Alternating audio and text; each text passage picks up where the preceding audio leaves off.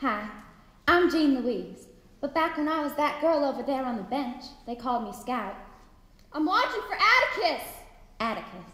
That's my father. Back then he seemed ancient, feeble. He was a lawyer, nearly 50.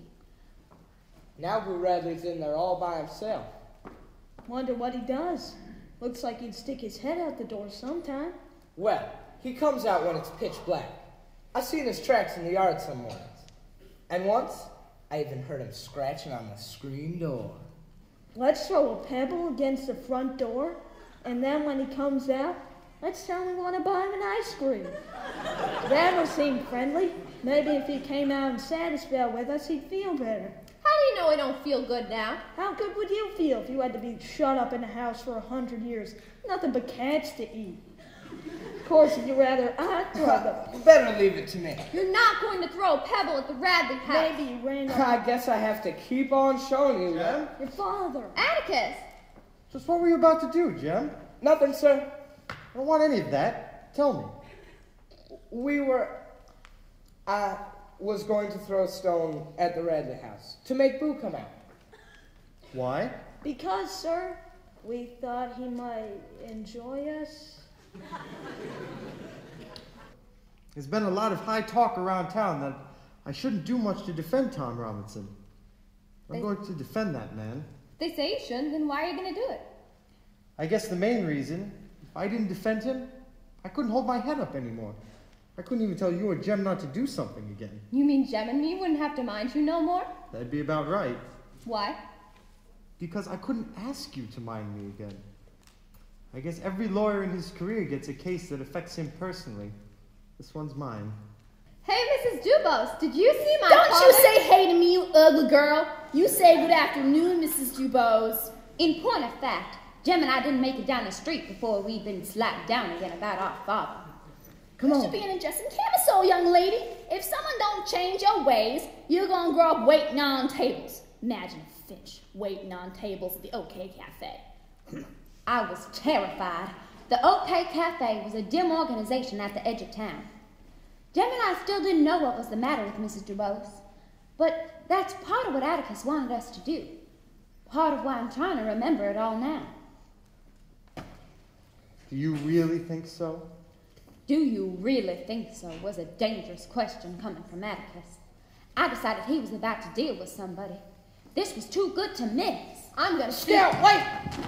Scout! Hey, Atticus. Couldn't hang on to her. Jem, take them and go home. Will you be coming with us, sir? I said go home. I'll send him home. Don't you touch him. That'll do, Scout. Don't kick folks. Sir. No, Scout. Nobody's going to do Jem that way. You get him out of here, Mr. Finch. I'll give you 15 seconds. Jem, please, take them and go. No, sir. Out of here, Mr. Finch. Hey, Mr. Cunningham, is that you?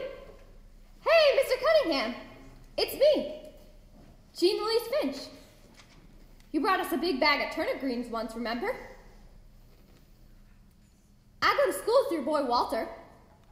Well, he's your boy, ain't he? Ain't he, sir? Knew he was your boy.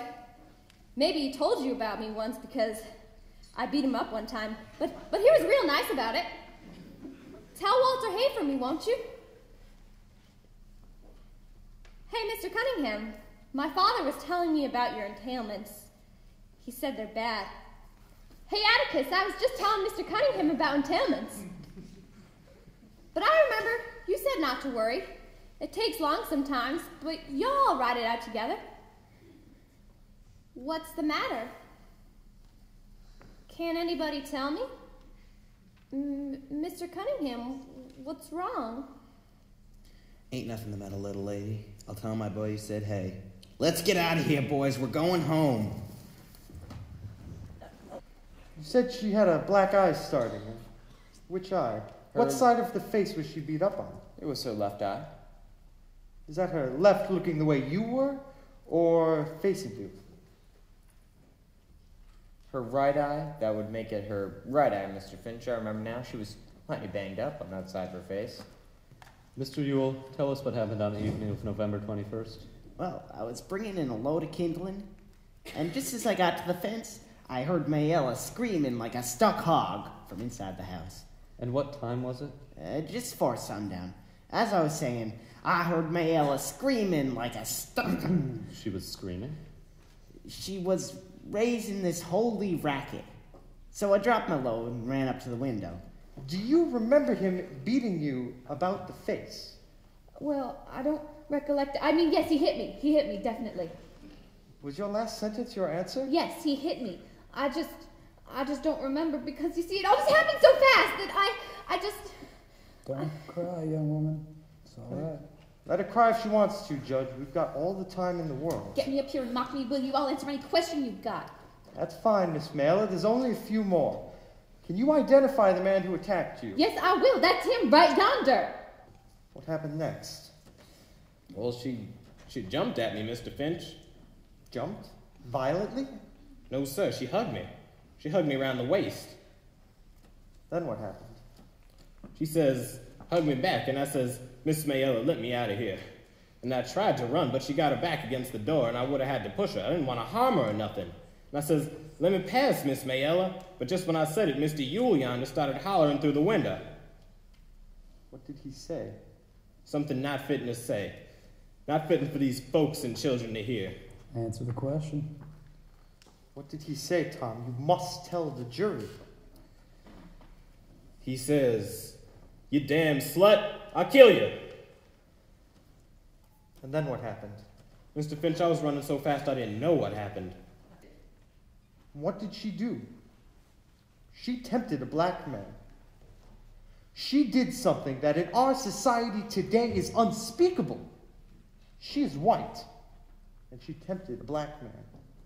Her father saw what happened. What did he do? There is circumstantial evidence to suggest that Miss Mayella was beaten savagely by someone who led almost exclusively with their left. Damn you to hell, you... And so, Mr. Yule swore out a warrant, no doubt signing it with his left hand. And here sits Tom Robinson before you, having taken the oath with the only good hand he possesses, his right hand. The defendant will rise.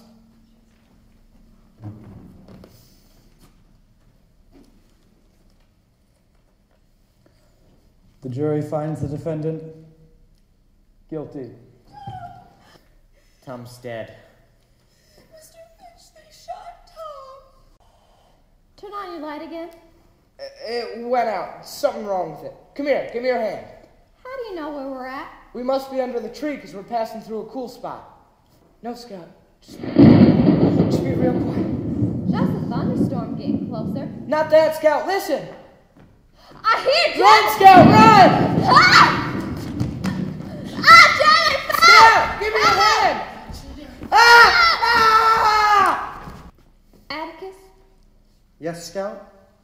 what Heck said about dragging Boo into the limelight, he was right. How do you mean? I mean, it'd be sort of like shooting a mockingbird, wouldn't it? Yes. Yes, it would, Scout. And all those things me and Jem said about Boo,